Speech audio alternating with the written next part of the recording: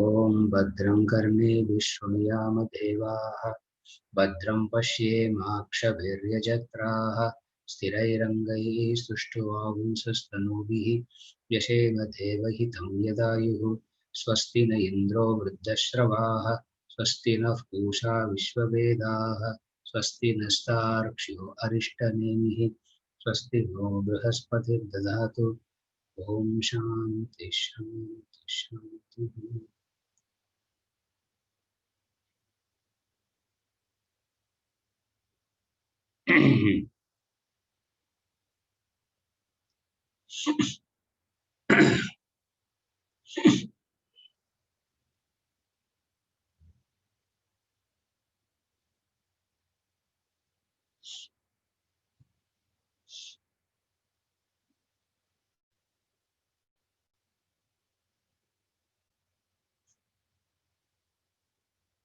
We continue with mantra 21 onwards. We have finished up to mantra 20. We continue from mantra 21.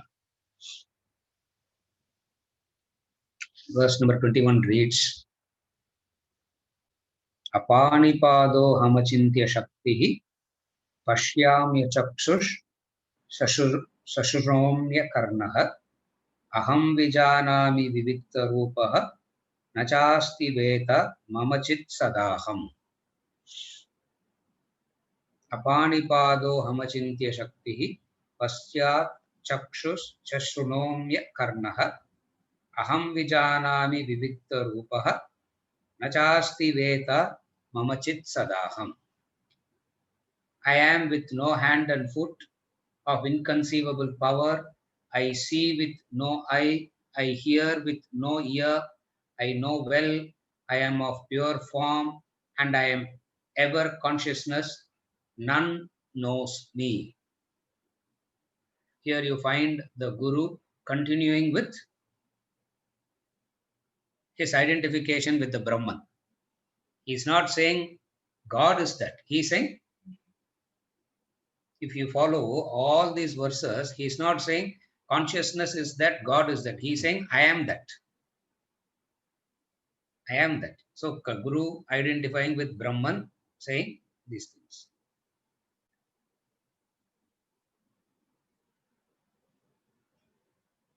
This kind of language is typical Upanishadic language. You find Mundakopanishad speaking something similar. You find Brihadaranyaka speaking something similar.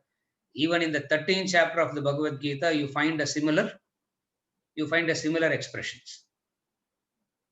In 13th chapter of the Gita, he says consciousness is that. In the Brihadaranyaka Upanishad and in the Kaivalya and in the Mundaka and all that, you find the Guru saying, I am that. He is saying, I am that. It's a wonderful distinction.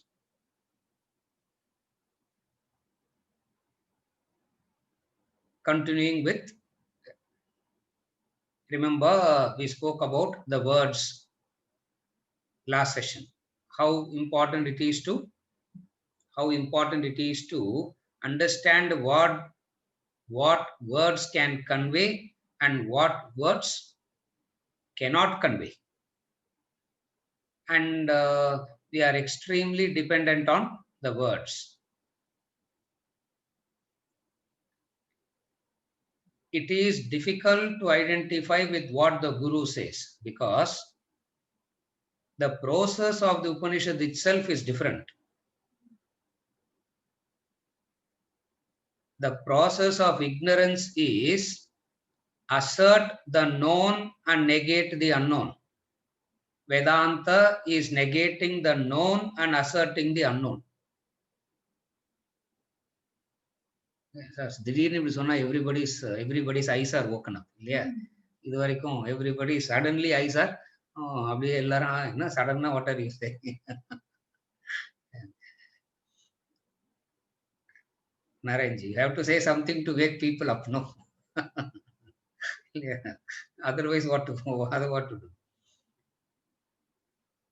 In the world, you assert the known and you negate the unknown. Vedanta asserts the unknown and negates the known. It is two parallel which doesn't meet at all. You should remember that. Vedanta negates the known and asserts the unknown. What is known? The world is known, the senses is known, the objects are known, the mind is known, the intellect is known, all this is known. So all that is known is negated. And what does it? So what Vedanta does is exactly the opposite of what the worldly sciences do. The worldly sciences assert the known and negate that which is unknown. They say, no, there is no such thing called God. There is no such thing called God. There is no such thing called theory, or there is no such thing called law of karma. There is no such thing called reincarnation. For all this is unknown. They don't exist. All that the world says doesn't exist, Vedanta says it exists. All that the world says exists, Vedanta says doesn't exist. அதனாலதான் ரெண்டுத்தையும் சேர்த்து பண்ணினே இருந்தா பைத்தியம் தான் முடிக்கும். You have to leave that and do this, or you have to leave this and do that. For you can't mix up both. Why? Because they both are fundamentally talking about something which is diametrically opposite. So the Guru here, why I'm saying this is because the Guru here is asserting all the unknown. He is asserting and saying, I am that. Look at the words. I see with no eye. I see with no eye. I hear with no ear. How can you hear without the ear? How can you see without the eyes? Now he is asserting something which we can't even conceive of. Not only he is doing that, he is negating all that we have conceived of. Words fail because of this reason. Words fail because of this reason. Are you able to follow? Why words are failing? What everything asserts, Vedanta negates.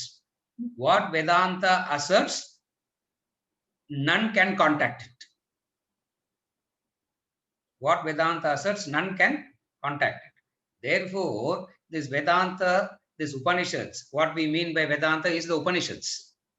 What we mean by Vedanta is the Upanishads, and what we mean by Upanishads is Tattvamasi knowledge, is what we mean by Upanishads. We don't mean Puranic stories. We don't mean morals and ethics. We don't mean do good, be good, help others. All this is not Vedantic knowledge. What is pure Vedantic knowledge? Negate all that is known and assert that which is, pursue that which is unknown. Will anybody in their right framework of mind will want to do this? Nobody in the right framework of mind will want to do this. No? That is why Vedanta can never be a mass initiative program. It cannot be that. For you need a level of maturity even to come here.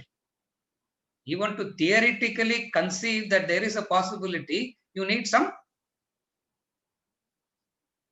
intellectual clarity and maturity. Are you able to follow?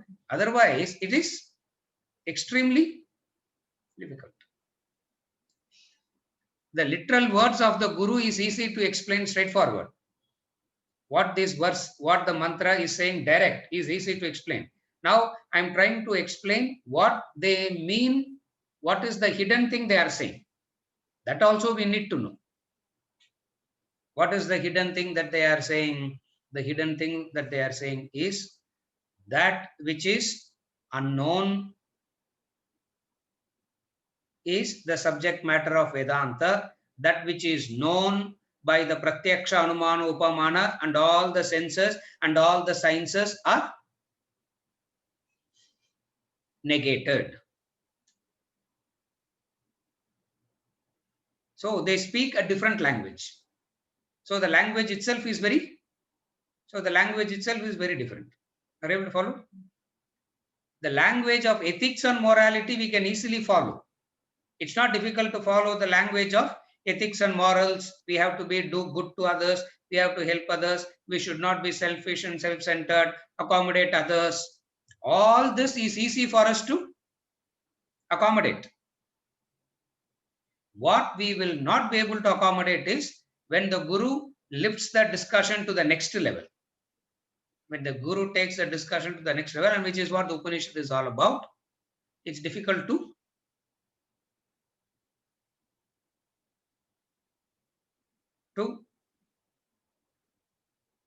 identify. Rupa needs a organ, avyay. Rupa needs a form, because only when there is eyes, ears, nose put together and all, there is a Rupa, there is a form. When he says, I see with no eye, I hear with no ear, I hear with no ear.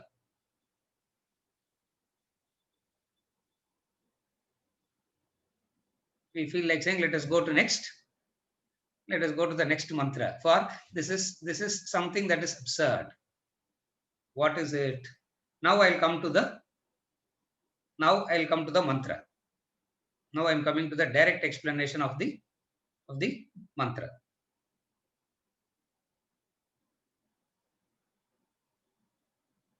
Hand and foot.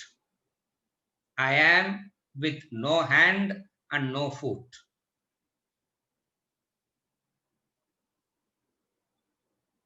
I exist without a rupa. That's what he's saying. I exist without a form. I exist without a form. Oh, abdinna, you can exist in a formless way. Yeah? That also you cannot know. None knows me. None knows me. Oh, because God cannot be defined becomes a definition of God. No. What is God? What is the definition of God? God cannot be defined. God cannot be defined becomes a definition. He says, no, that is also not true. So none knows me. Nobody knows me.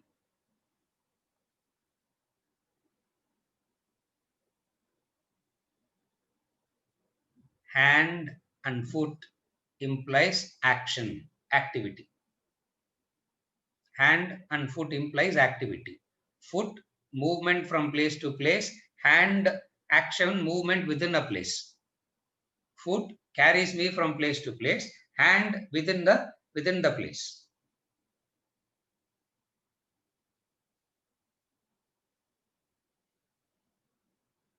And Brahman is not responsible for any activity. So when it says I am with no hand and no foot means I do not act, I am not responsible for any activity. I see with no eye, I hear with no ear. It means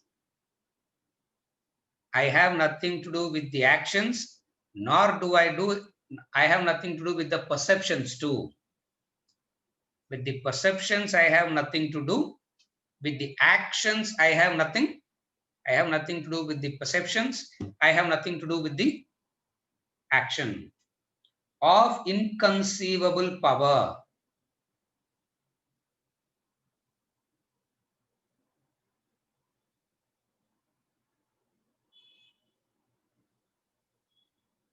Inconceivable because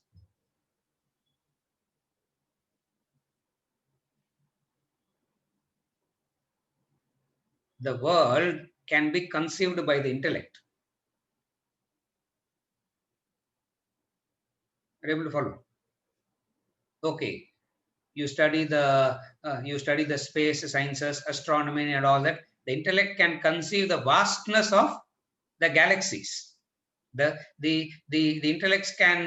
intellect can conceive the vastness of universe, and then it can say it is multiverse. It's not universe anymore, it is multiverse, because there are so many universes like this. It means it is multiverse. So the intellect can conceive of the intellect can get a vague idea of the vastness.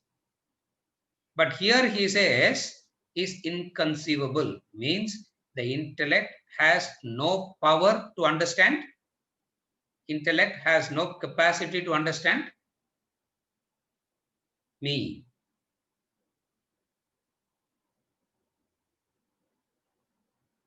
Ananda, the chief disciple of Buddha, asked Buddha,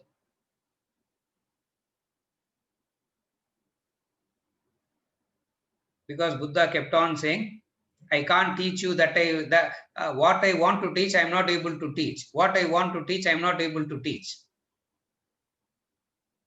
And he has been constantly talking the whole day. The whole day, the whole time he has been constantly talking, kept on saying, what I want to teach, I'm not able to teach. So Ananda asked him, you are teaching and we are the recipients, beneficiaries of your teaching. And yet, what are you saying?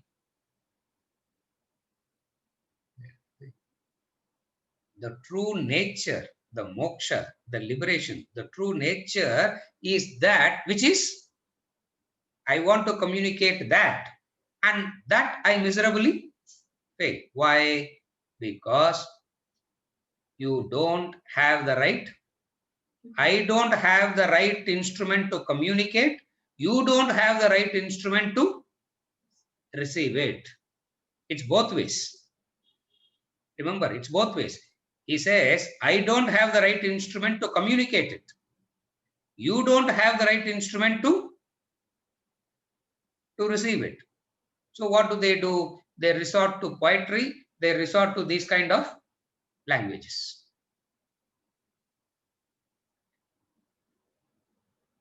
They talk about a form without organs. How can a form exist without parts? A form means grouping of parts put together, you take a form, correct? What is form? Grouping of parts together, you get a form. Assemblage of parts, you get a form. Assemblage of 400 mechanical parts, you get a car. You can rip open the car into the component parts. You can rip open the car into the component parts. The form of the car comes only by the assemblage of the parts. Here he is saying there is a form where there is no parts. I have a form and there is no parts to that form. Or I have a form, in my form everything is coexisting. One side monsoon irukum, the same form. One side it will be pouring, another side it will be scorching heat, another place it will be biting. Yeah, biting cold.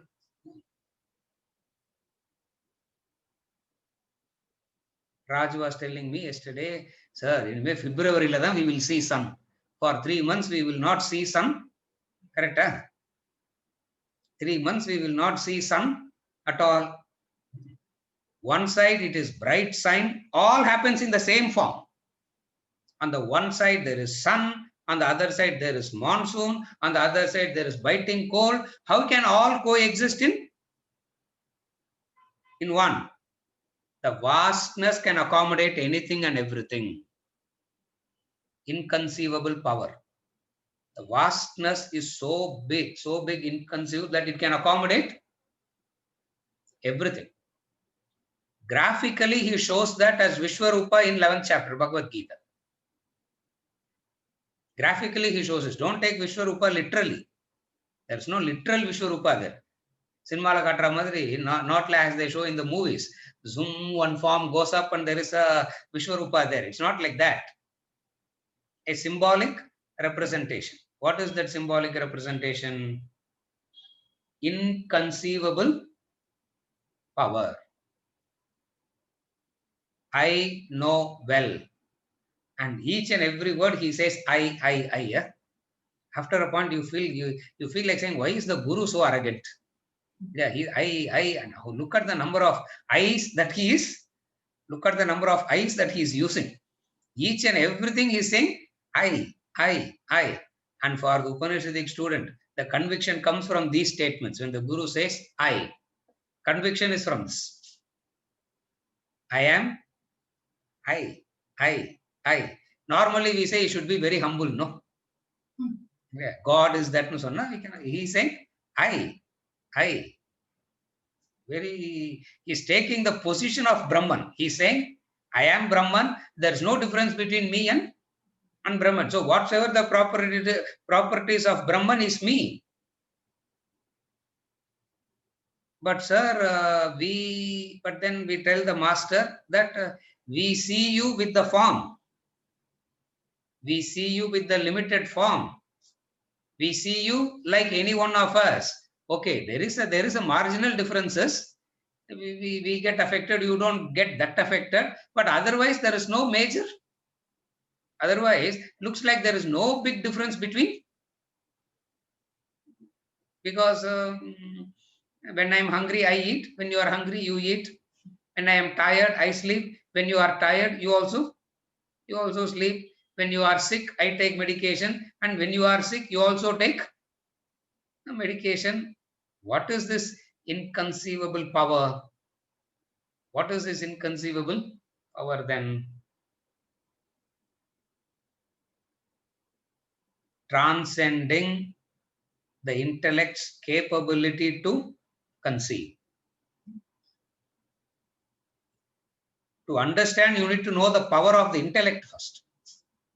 Power of the intellect ennan therinjada, inconceivable becomes meaningful. If I do not even know the power of the intellect,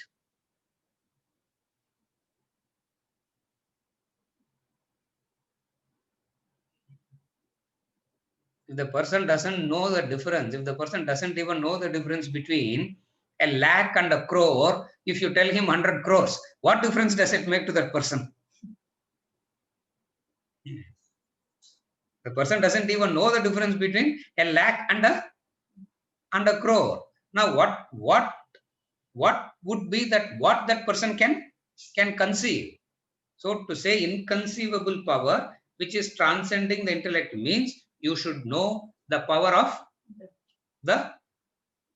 you should know the power of the intellect. And then he says, even that subtlest powerful instrument is powerless when it comes to me, when it comes to Brahman. In the language of the Upanishad, you have to say, when it comes to me, you have to say.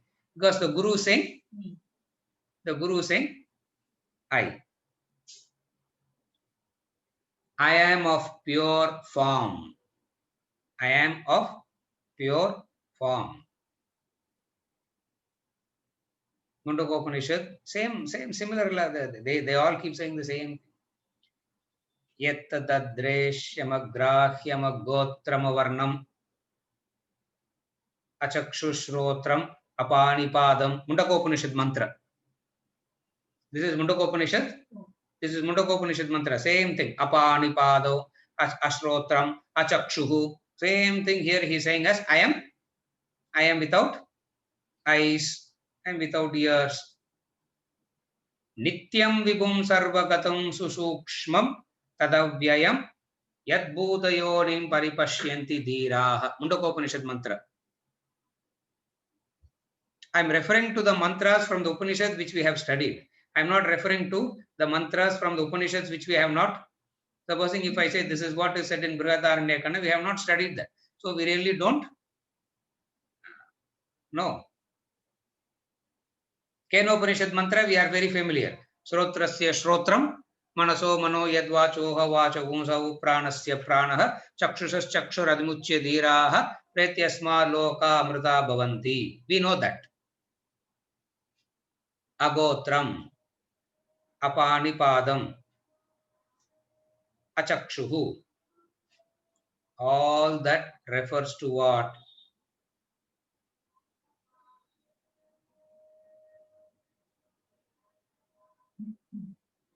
I have the capacity to enliven and I witness that which I enliven.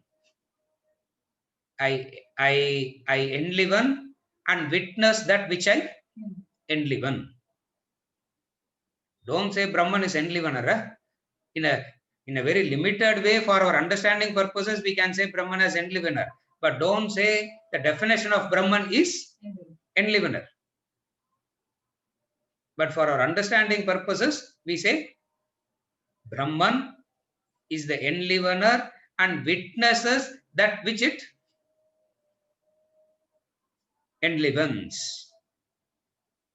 I am of pure form.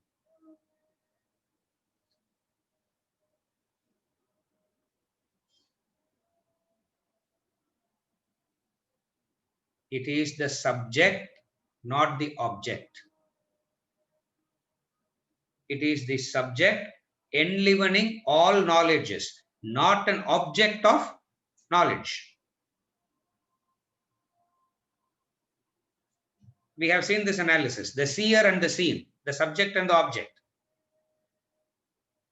The world is the object, the senses are the subject.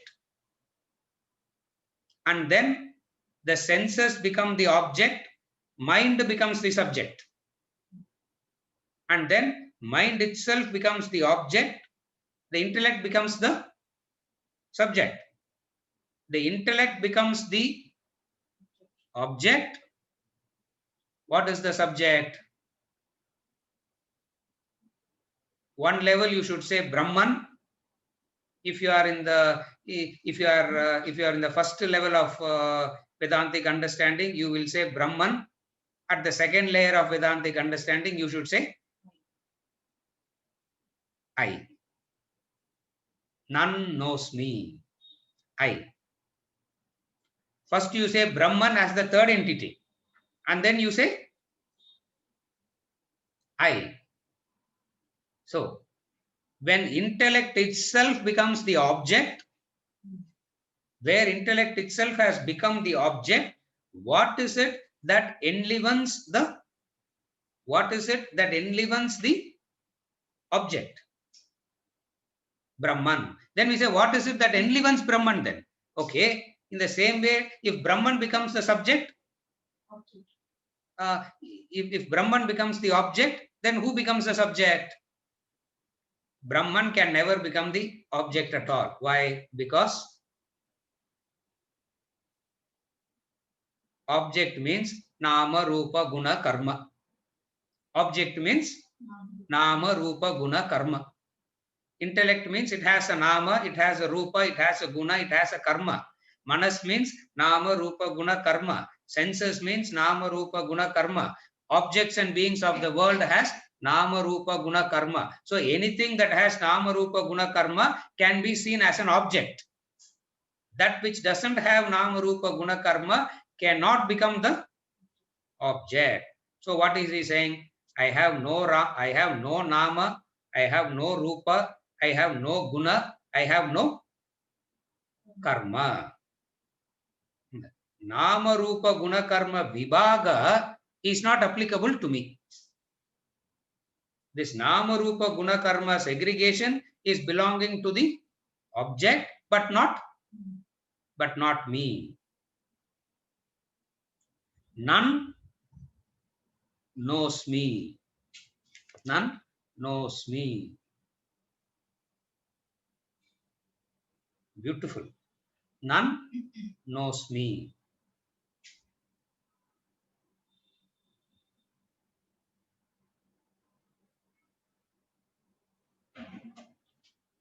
You cannot know it as an object. The only way to know Brahman is become it. Brahmavid Brahmaiva Bhavati. The knower of Brahman becomes Brahman. There is only one way to know Brahman. And the only way to know Brahman is by becoming Brahman. And if you have to become Brahman, you need to negate all that is known. By negating all that is known, you become Brahman. And when you are negating all that is known, you only have a faith that there is something called Brahman. You really don't know whether there is, you really don't know whether there is a thing called Brahman or not. But you are willing to take the, you are willing to take the risk. You are willing to take the plunge. You are willing to take the risk. You are willing to take the risk. What is the risk? The risk is leaving all the known to pursue that which you have no clue to what it is. Then what drives you to pursue that? Something in you says, go, mumukshatva. That's called mumukshatva. Something in you says, pursue, go. When the mind says,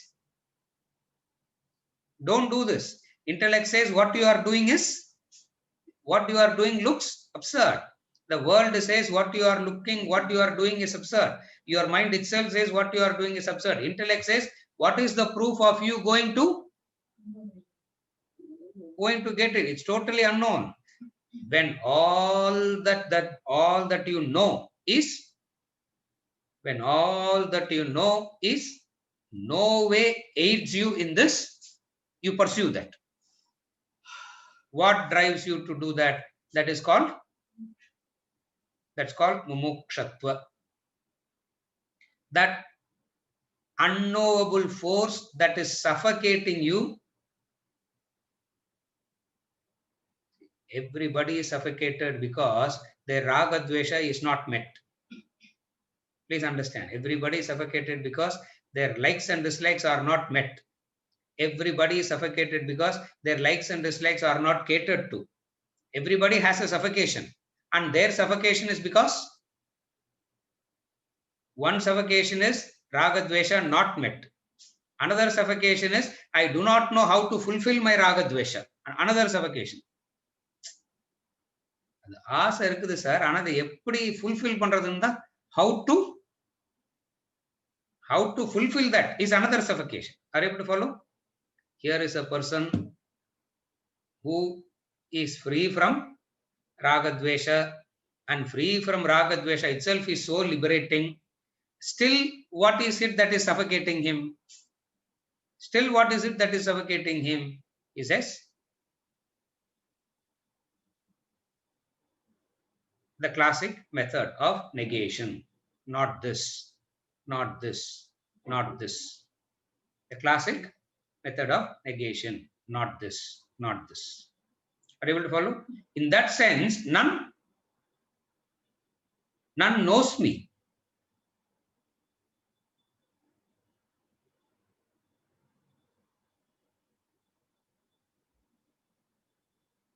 Again, we have to refer to Kena Upanishad or other Upanishads only.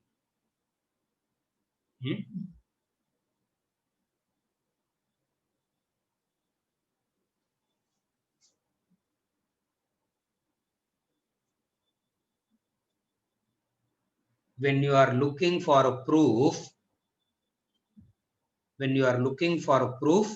that looking for proof presupposes the existence of a conscious entity.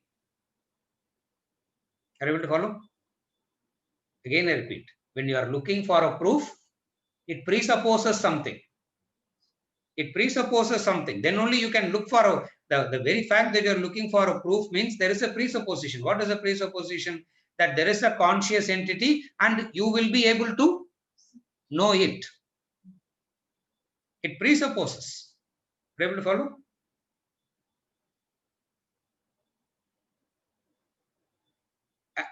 If there is only one entity, which is self-proven by nature, how can that be known? Are you able to follow? How can that be known? So much of logic and reason to develop this intellectual conviction. Are you able to follow? Again, I repeat. In looking for a proof, it presupposes there is a conscious entity, and I can understand it. Then only the search for proof itself starts with a presupposition.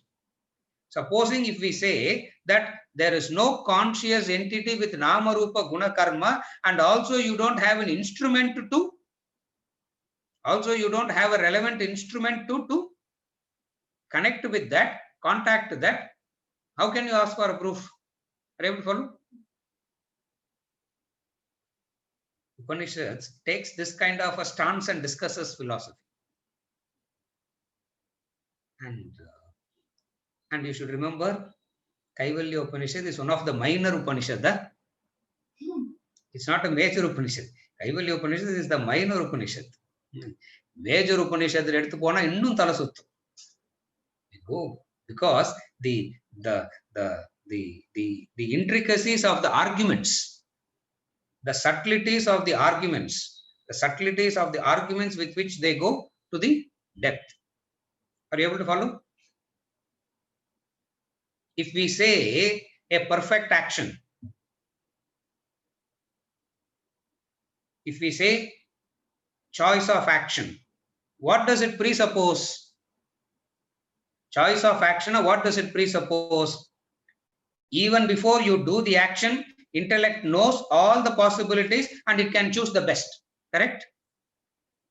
Choice of action implies what? Whenever we say a human being has a choice of action, the very choice presupposes all the available possibilities are known before the action.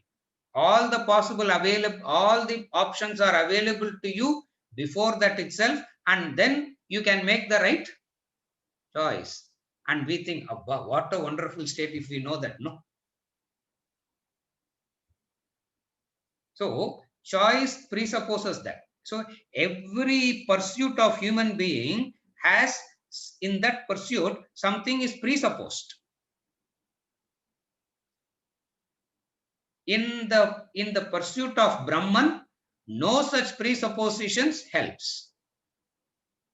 I don't know whether there is a word called presupposition. In the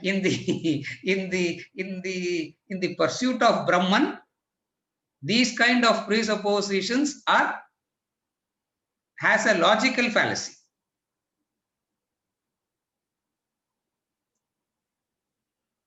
Are you able to follow? Ippadi sonna, we feel, let us go back to Atma Bodha. That is more simpler than Kena Upanishad. Minor Upanishad itself is difficult. That's why I am giving this example. See, we all talk about choice of action, no? Have you ever thought choice presupposes something? Choice presupposes. What is the presupposition of a choice? All the options are available to you before the action, and of the available choices, you can choose the best. If we say, are you able to follow? If we say, of the existing choices, choose the best, is fundamentally different from choosing the best per se. இருக்கிறதுலே நல்லதா பார்த்து எடுத்துக்கங்க சார்ன்றது வேற. What is the best? Are you able to follow? So similarly, when we are pursuing Brahman, the pursuit presupposes. What is the presupposition of a pursuit?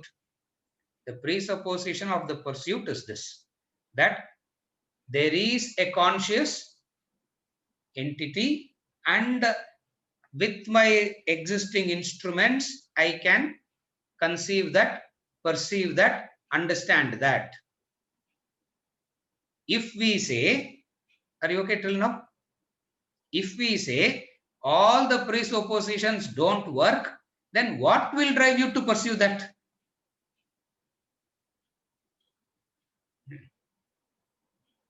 Sir, என்னத்தை தேடுறோம்னு தெரியாம எப்படி தேட முடியும்? I will follow. When you are trying to find out something, you should have some vague idea of what you are finding out, no? Of what you are searching. When you are searching for something, you should have a vague idea of that. Then only you can search. If we say Brahman is that which cannot be, it cannot be apanipadau, achakshuhu, ashrotram, arupam, avarnam, agotram. When we say all this about Brahman and then say search for it, search for something that which you don't, search for something that you don't know, all pursuit will stop. That's where I brought in mumukshatva. Are you able to follow? That's why I brought in the aspect of mumukshatva to drive the pursuits. How does they do that? Kenopanishad, chapter 2, mantra 4. Beautiful explanation. How that works. Pratibodha viditam madam amrutatvam hi vindati atmana vindate viryam vidyaya vindate mritam. This is Kenopanishad mantra. Chapter section 2, mantra 2. Sorry, mantra 4 this is, not 2. 2 is the language. I know, I do not know and all that. 4.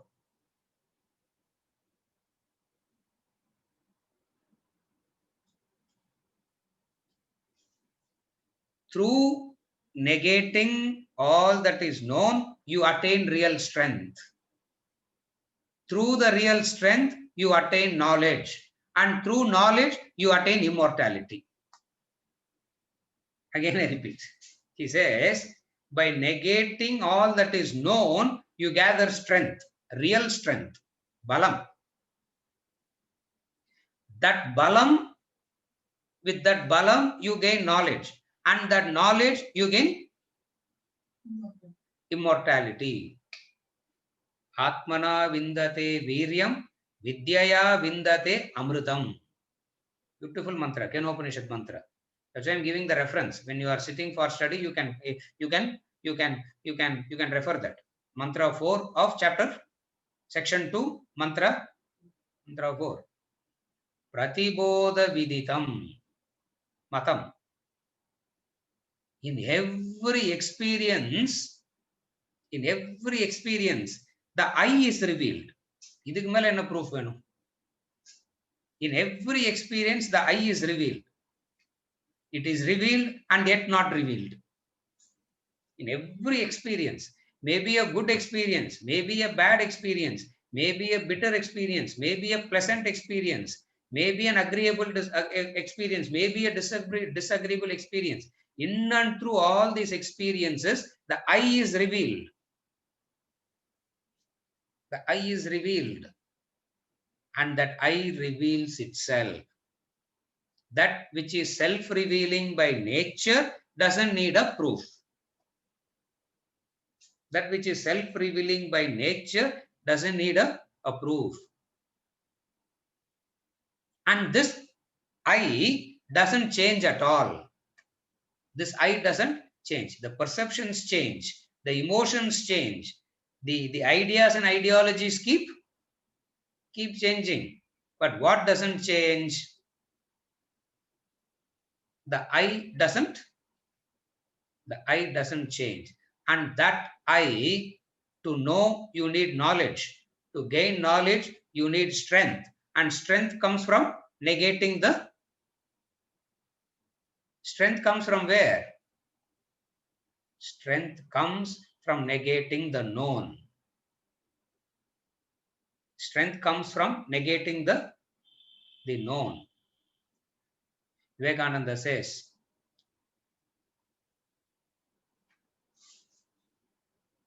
few human beings, 4 or 5 human beings with real strength is enough. We can change the whole world upside down. You don't need in tens and hundreds with real strength. You don't need people in hundreds and thousands to change. You just need a few. Handful is enough, he says. What is that real strength? Atmana vindate viryam, vidyaya vindate amritam. Kenopanishad. I'm just referring to that mantra. Atmana vindate viryam, vidyaya vindate amritam. That mumukshatva is the power. That power. It drives that. There is that power. What is the power? The strength to let go of. Weakness is to cling. Strength is to let go. Even relatively speaking. Strength is to let go. Weakness is to cling. Yeah. You need strength to say no. Weakness will say yes. Yes. Nariya weakness nartham. To say no, you need. To say no only, you need that courage. None knows me. The Guru is saying in Kaivalya Upanishad mantra, none knows me. Now, how do you know? Kena Upanishad gives the method. None knows me. Then how do you know? How do you know that which cannot be known? If you develop the strength. If you develop the strength. Sada aham chit asmi. Kaivalya Upanishad, this mantra.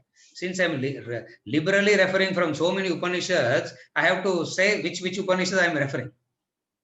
Sada aham chit asmi. That is this mantra. Sada chit aham asmi.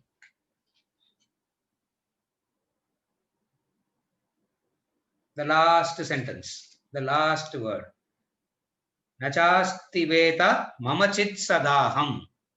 It's poetry. Mama chit sadaham have to be split for understanding purposes as sada aham chittasmi. It means what? You don't look for a proof for me. You don't look for a proof for my existence.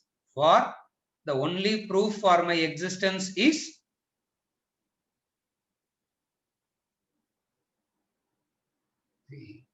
when you are saying something, how can I believe what you say? We ask for a proof, no? We ask for a proof. Here he says this asking for proof is absurd because the proof is existence in that only. There is no external factor that can prove it. Sada chit aham asmi, and none knows me. None knows me in the sense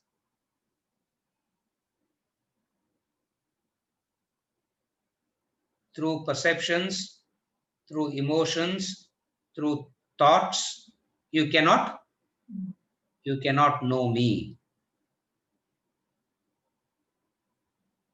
For perceptions to happen, it has to fit under the capacity of the organ. For the eyes to see, it has to fit under the capacity of the organ. For the ears to hear, it has to fit under the capacity of the organ.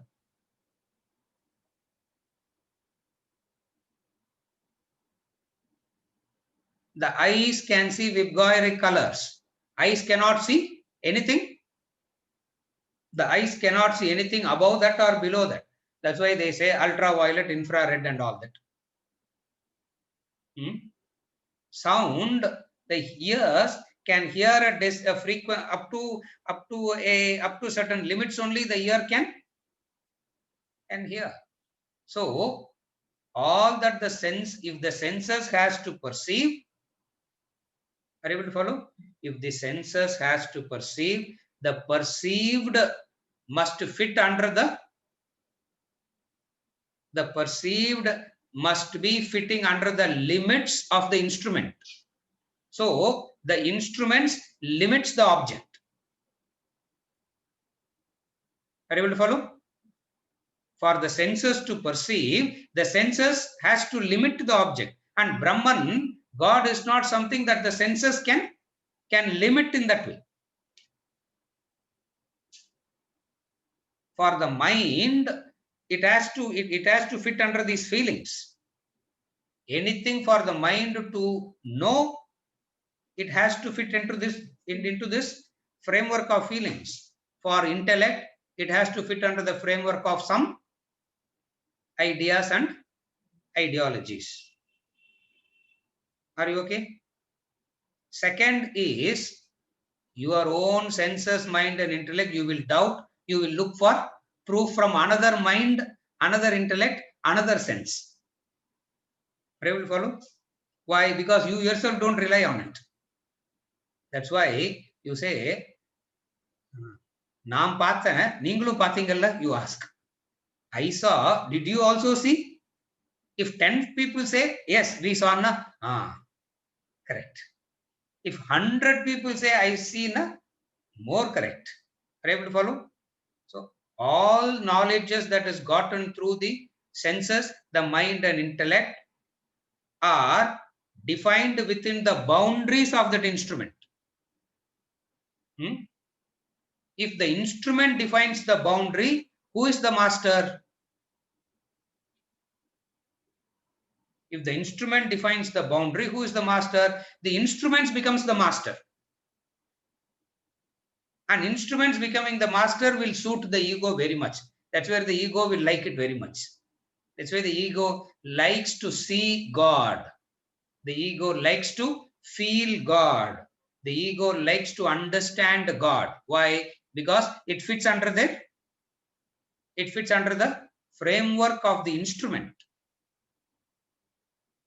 That which doesn't fit under the framework of the instruments do not exist. This is how I started the session today. That which doesn't fit under the framework of the instruments do not exist. Meaning what?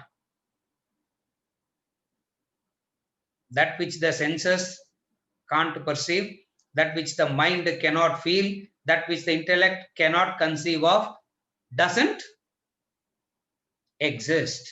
So in the world, we negate the unknown and we assert the known. The known means known through the senses, the mind, the intellect. Vedanta reverses the process. All that is known through the senses, the mind, the intellect is negated. See, if you really sit and think about all this carefully, you'll be slightly scared about what you are pursuing. Huh?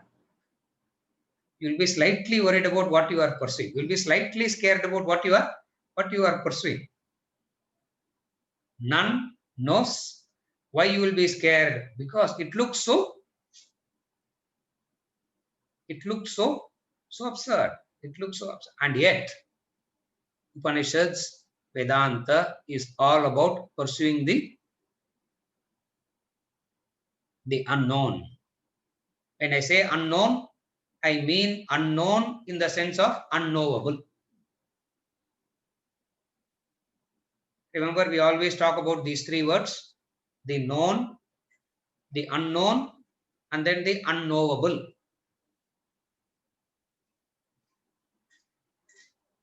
The senses go by the known. Intellect go into the unknown. Science, which is the pursuit of the intelligence, goes into the unknown. That is why science says What wasn't known yesterday is known today.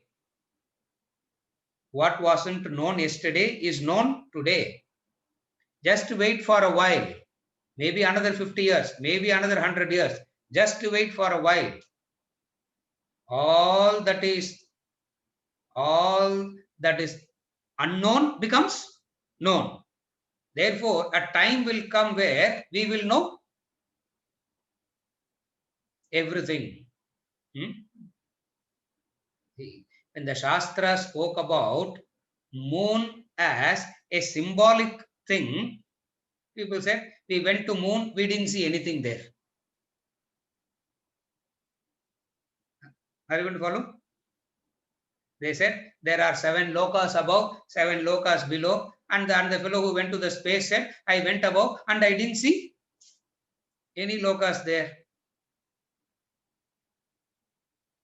The known, the unknown, the unknowable.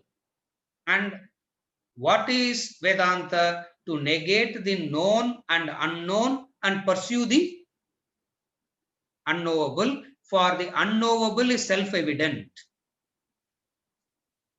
The unknowable is self-evident.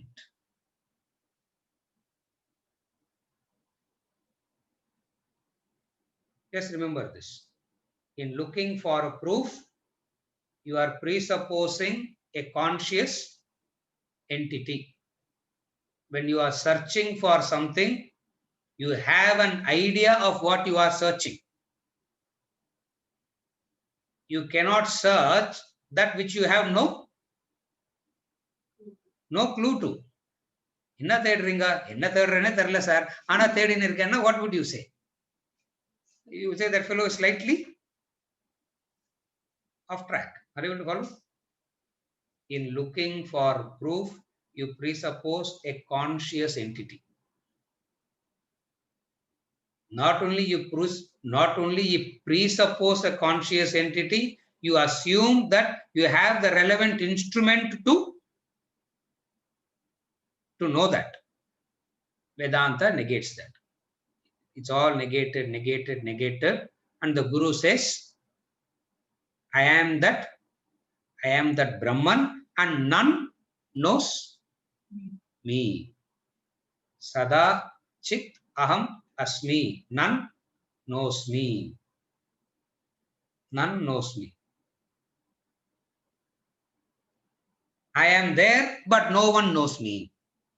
I am there all the time, but yet no one knows me. How am I there all the time? Every experience is revelation of me, he says. See, every experience is an indication of the Enlivener, no? The experience itself is the indication of the Enlivener. So he says, every experience I am there. And yet, in each and every experience I am there, and yet you do not know me. None knows me. So yeah, this is mantra 2021. With this, we conclude for today, and we go on to the mantra 22 in the next session, where it is another beautiful mantra. Another beautiful mantra is mantra 2022. See, any mantra where he says I am Brahman is beautiful. Huh? Any mantra where he says I am Brahman. See? What I would suggest is, you should understand the difference. One thing is to say God is that. Another thing is to say all the attributes of God, the Guru claiming to himself. I. And the Shishya's convictions come from that. He's not referring to some God as the third party reference. He's not referring to God as a third party reference. He's saying God as I am that. I am that. I am that. Next mantra he is going to say, perceptions, emotions, thoughts, ellathukku mela superior pramanam, Vedas, and I am the author of Vedanta. Athoda he stopped. Clear? I am the author of the utmost pramanam, the supremost pramanam he is going to talk about in the next mantra, and he says, I am that which has to be known through that pramanam also. When we go there, we will see that in detail. With this, we conclude for today. We continue with verse mantra 22 in the next session.